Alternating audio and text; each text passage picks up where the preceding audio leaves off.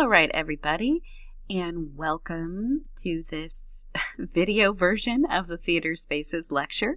I want to talk about some common types of theater spaces that you will come into contact with, either viewing a show or working on a show. The spaces themselves will have an immense impact on the creation of the story and the experience of those in the audience. So I want you to have a deeper understanding of that connection so that you can evaluate it more effectively.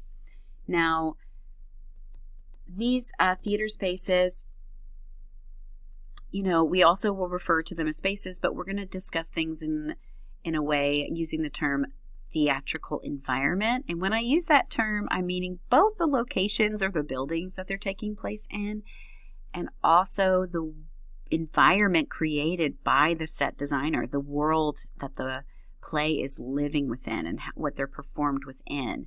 Because a set designer's job is to transform the theatrical environment to enhance the story. So I just want to note that particular term. It's important to everything we're discussing.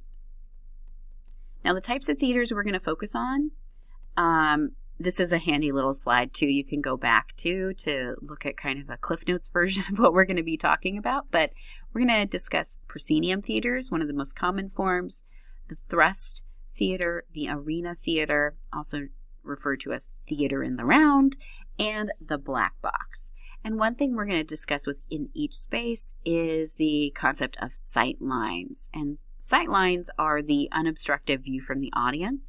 And the space that we're in will have an effect on the sightlines and how the audience views the production. So let's first discuss proscenium theater. Now, this is the one you're probably most familiar with, I would guess, because this is a really common type of theater, especially, from the modern period forward, became probably the most likely to be built. It works really well for theater and for music and dance as well. So I think that's, a big reason why it is one of the most common forms. It's just a really good space for a lot of different styles of performing arts, right? Now, a proscenium space, when we're discussing space, we're going to be really talking about where the audience sits, because that's how we're determining what that space is. And within a proscenium theater, the audience is sitting in front of the stage. They're not on the sides of it, they're only directly in front. Now, where the audience is sitting is referred to as the house. The house is the area the audience sits within, that entire room, essentially. You also have in the theater a house manager, and the house manager is the person kind of dealing with all the audience members coming to the show and the space in front of the stage, as well as the lobby. So that's a job within the theater if you're interested in it. Now, proscenium spaces, what make them unique, right? You've got the audience sitting in front of the space, and you have what's called the proscenium arch, which is where the theater got its name, around it's basically the frame that outlines the stage and separates the stage space from the audience space, right? So you can see in this image, this beautiful frame, looks literally like a picture frame from the Cleveland Playhouse. And every theater kind of builds their proscenium arch a little differently, but that is where the name comes from, this proscenium arch. So now it's known as a proscenium theater. You also have what is not viewable to you from the audience. You have a right stage wing space and a left stage wing space. So the wings are off to the side, but they're not viewable from the audience. Although sometimes if you're sitting in specific seats, your sight lines will include the backstage area. And so when you're directing and when you're creating sets, you have to think about that, about those sight lines. Can they see what's happening backstage? Can they see actors waiting to go on in the wing space? And if so, the actor either needs to move or the set design needs to be altered as well. You also have a fly system above the stage space. So this is a counterweight system that is, way up in the sky above the top of the proscenium arch, and it can fly things, literally fly them in and out of the stage space. So you can handle some really big scenery effects because of this, because you can fly things in and out. You can hide set pieces as well in the right and left stage wing space, particularly if you have a really large space. So those big Broadway shows with massive stage and set pieces, like those can move on and off stage and go up towards the ceiling to be hidden out of view. I've seen some of the Broadway theaters that I've been able to, tour and go backstage on. They have massive spaces above the stage in the fly loft, even above the fly loft. So they store things way up there. It's insane how far up they go.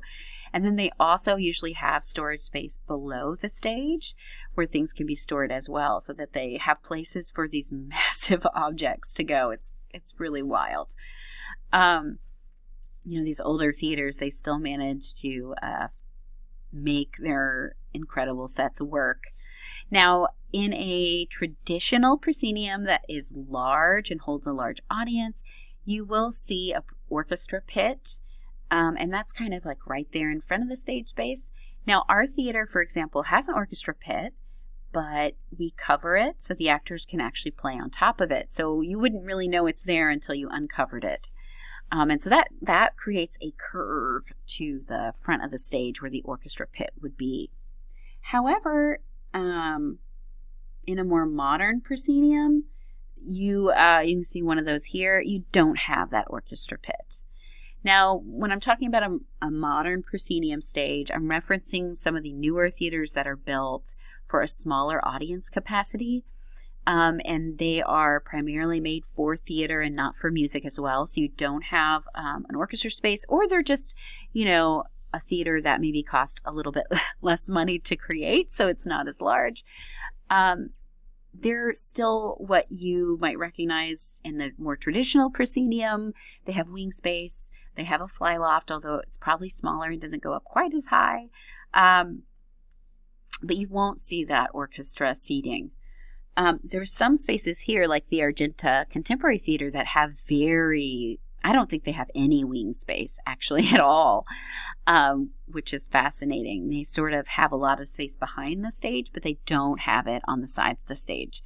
And all of their set designs have to work with that. So they have a lot of tricky stuff to deal with there. Here's some images of some older theater spaces and a more modern space, so you can kind of get a feel for how beautiful those arches can be in those theaters. If you go to some old vaudeville theaters that existed, they exist all over the country. They were built during the vaudeville period and were very popular touring houses, although they were small in size, so they didn't hold a ton of people, like say Charts can, but they're this ornate and beautiful. They're made to be these beautiful, incredible theaters that you can walk in and then see a vaudeville show. It made a really special experience. So we have a lot of those type of prosceniums that still exist. They haven't all been torn down yet, all over the country, particularly on the East Coast, where touring was a little bit more successful and more common. As we get into more rural areas, where cities were not as close together, you don't see as many of them, of course. But the modern period and the vaudeville period, we saw a boom in theater creation.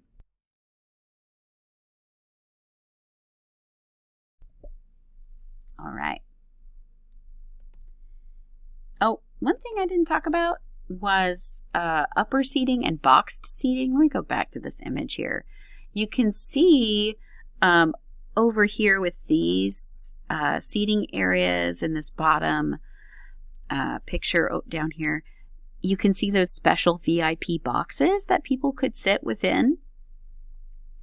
And, that's also present in this image right over here, these box seating.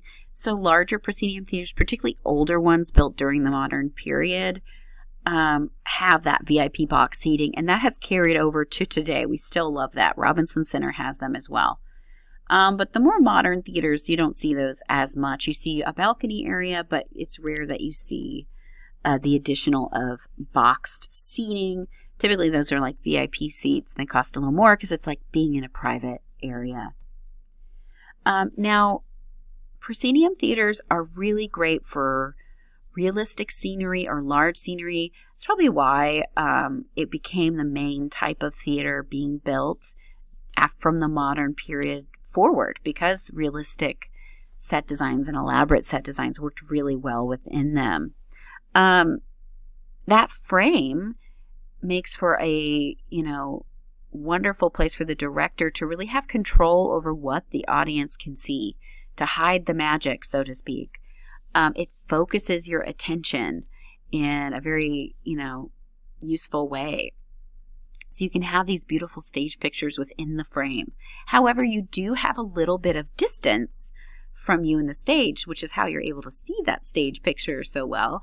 But that can also feel formal or detached sometimes. And directors want that distance. That can be an effective way to look at the whole picture. And then other shows that are more intimate or you want more interaction, then it can be more of a disadvantage that you're working against that formality or that distance, right? Now, we talked about Brecht wanting to create distance. He loves the proscenium, right? He's not going to probably involve you. You don't want to be that close in a Brecht show where you might empathize too much with the characters. Now, your book talks about that there is a temptation that you could get carried away with visual spectacle, and I think that's hilarious. But that is true. I guess you could definitely get carried away. Sightlines are still something you have to think about. If you have massive scenery pieces, they could still block where some of the actors are sitting or standing on stage. So you have to take that into consideration. A director will usually walk around sitting in different seats, watching the show from different angles to get a view of the sight lines and whether the audience can see everything they need to see. Now, let's talk about thrust. The thrust seating. I love a thrust space. This is probably maybe my most favorite type of space, I think. It's also widely used and very, very common. Now, what makes a thrust? It's 3/4 seating. So you have an audience on 3 sides of the stage. And so instead of being just out in front, so proscenium's on one side, thrust is on 3 sides. It could be a semicircle, like it is in this image, or we'll look at some other versions of that too. Now, this can have an effect of being more intimate as well, which is really nice. And if we're really coming down to it, this is actually the oldest style of seating arrangement that we have. So if you recall, Greek spaces were thrust, right? You've got the actors down there in the circle and the audience all around it. You also have an Elizabethan playhouse. That was a thrust space as well. So you can see the stage kind of juts out into the audience area where the audience is literally sitting all around, but you still have that, structure in the back where no audience is sitting. And then you can see here some more modern thrust spaces and the way that they arrange the audience for those type of spaces. So we really see this style, of course, Greeks, Romans, Elizabethans. It's also used quite a lot in Asian theater as well, Chinese and Japanese theater. They used it during the Spanish Golden Age. It's just been a really popular form throughout centuries. So we know that the intimacy that you get from being in a thrust space is really effective for a lot of types of shows. You have a little more intimacy between the audience and the actors, right? A little bit more of a connection because you're just physically closer. Now, sight lines are really interesting in this space.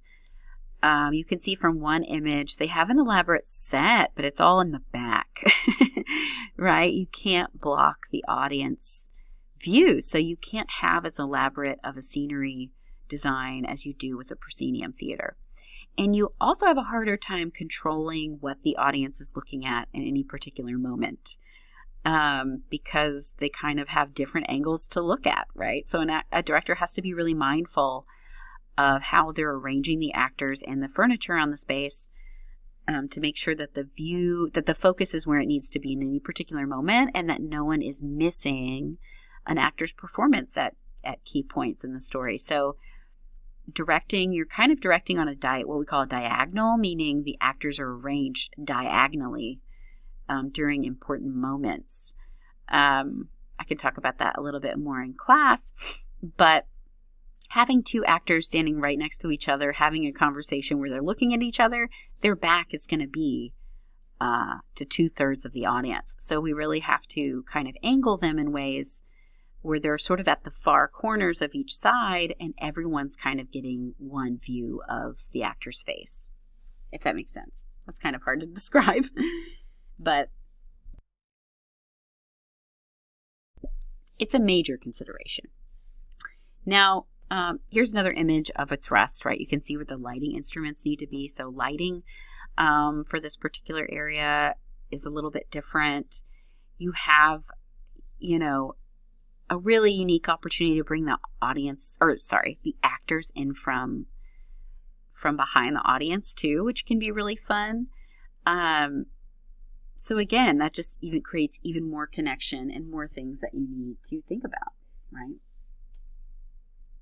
Even, I forgot, even in the medieval times, their platform stages were basically a version of a thrust, which is kind of interesting too. So there isn't really a period of our history in which a thrust seating arrangement didn't exist.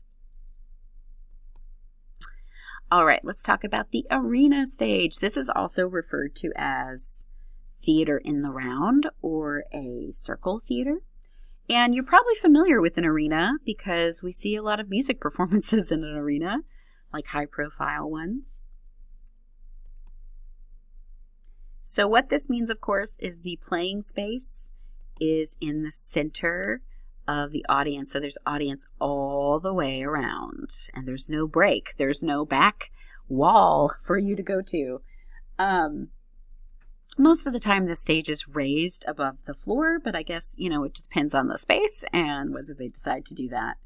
And a lot of times the audience is more severely raked, meaning the seating area in the house is, each is on its own level, kind of like, sports arena or Simmons Arena, for example. Everybody's kind of up a level on each row to kind of create a better viewpoint. Now, this makes if it's a smaller arena, it can make the most intimate space. Every audience member is really getting a different view of the story. However, you cannot have an elaborate stage setting. We're going to look at an alternative for that, but it doesn't work as well if the scenery is really elaborate. You're going to block someone's view. So sight lines are a major issue. You really have to keep your actors moving. You see where there's these orange entrances and exits.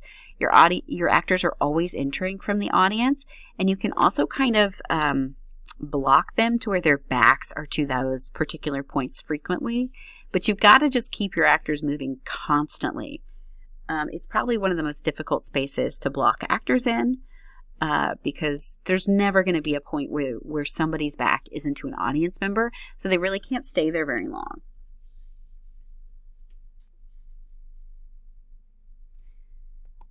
All right. Let me look. I was going to see. Oh, there it is. There's an image of a contemporary arena theater that's a little bit smaller and square. Here's some other images as well that you can see. So you can have a really intimate space.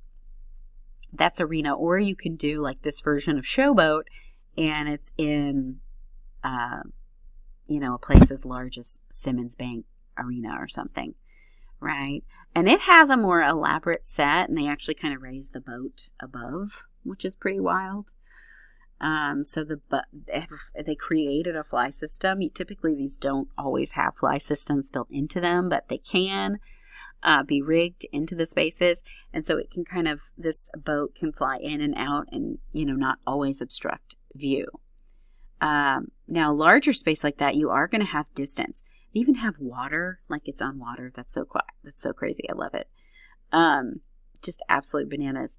But that's pretty elaborate for an arena space, and that's relatively uncommon to see something quite that elaborate. But that's obviously a larger space too, and most arenas for theater specifically are not quite that large. So you can see some other views here of different arena spaces, including these other two spaces where the audience is essentially above the stage looking down, which creates a different effect as well. Right, I'm just advantages and disadvantages we really already talked about. Performers have to enter through the audience, and that can be both good and bad. You can be a little distracted every time someone enters the space, or you have less control over where the audience is looking at any particular moment.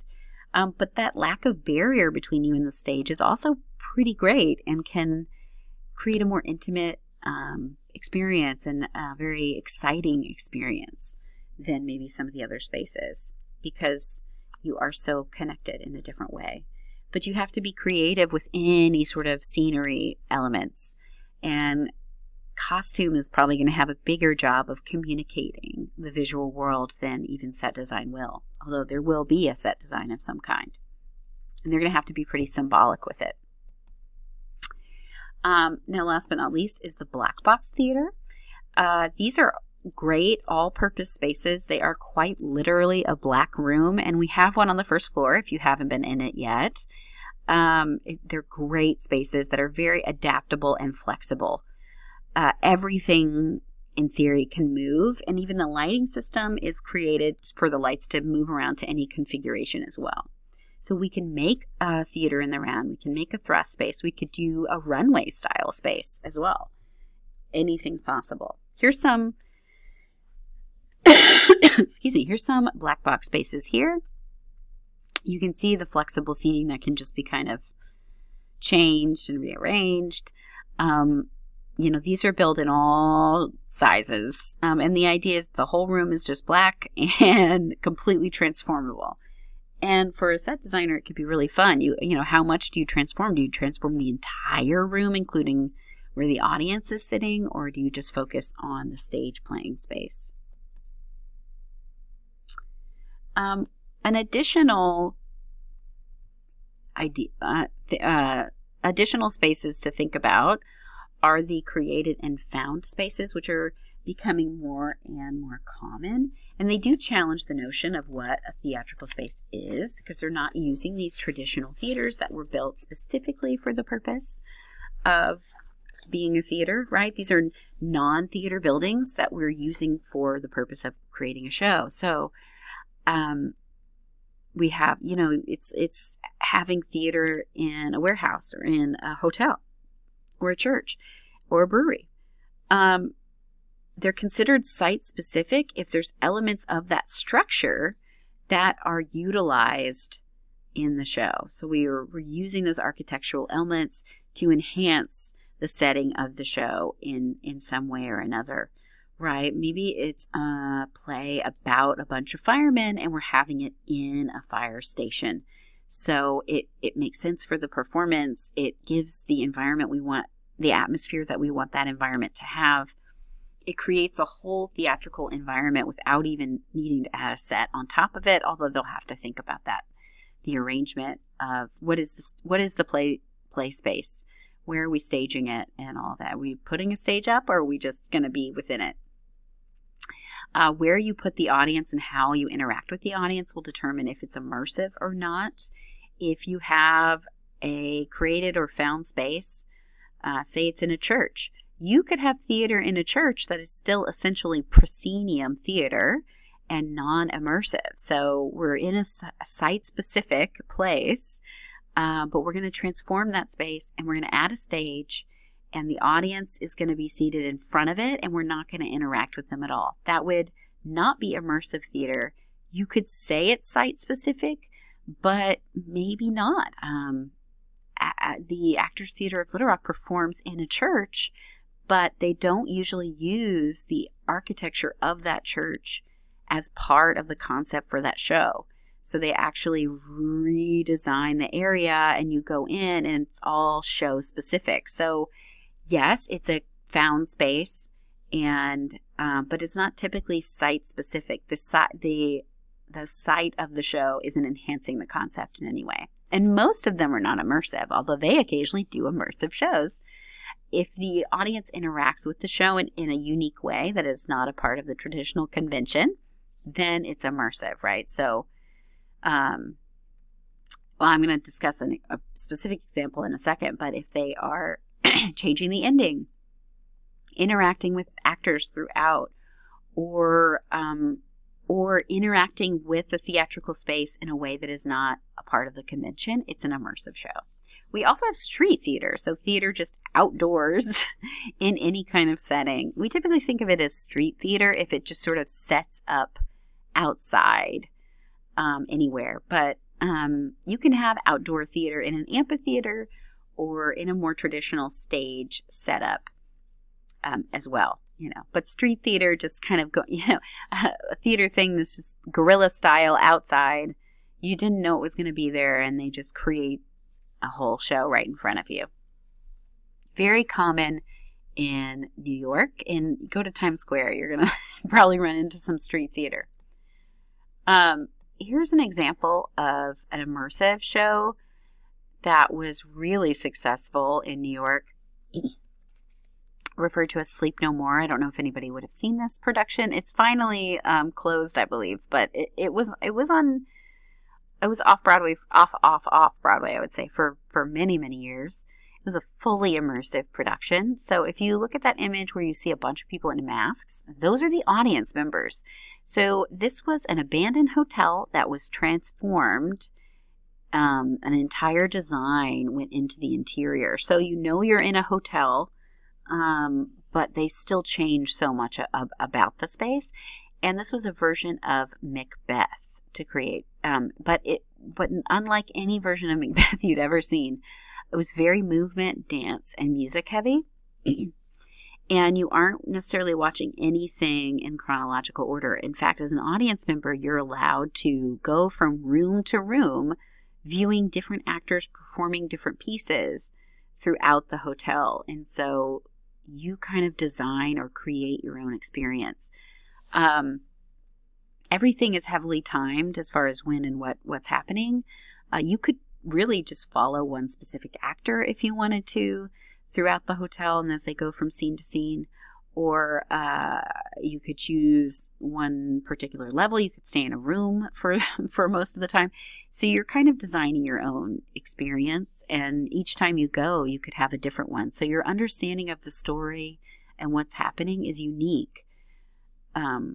From individual to individual. It's really fascinating. They also had a bar in the hotel, both above it and at the entrance. So you could go hang out at the hotel just at the bar. It was a rooftop bar, which I did a few times when I lived there, and not even go see the show. So it was a full experience. It was a really unique place. You could also take a shot of absinthe. That was included in your ticket price. Really fascinating show. But you're not going to get a linear storyline like you would in a more traditional setting. I've seen other immersive shows like in Chicago where they used a black box space and built a small house within it. And you as an audience member would just stand around inside the living room of the house, and you could move around whenever you wanted, but you would kind of stick to the walls and watch the actors live in real time the play.